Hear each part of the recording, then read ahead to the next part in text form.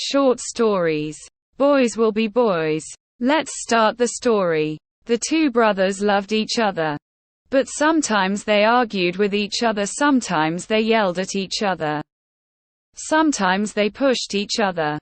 Sometimes they hit each other. Sometimes they got into a fight with each other. Bobby was the older brother. Billy was the younger brother. Bobby was older than Billy. Billy was younger than Bobby. Bobby climbed into a tree. His kite was in the tree.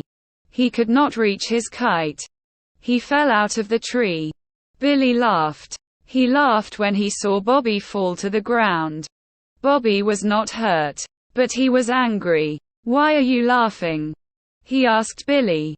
"That was funny," Billy said. Bobby said it wasn't funny. Billy said it was funny.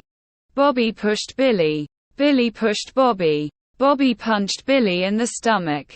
Billy punched Bobby in the stomach. They put their arms around each other. They wrestled on the ground. They rolled around and around.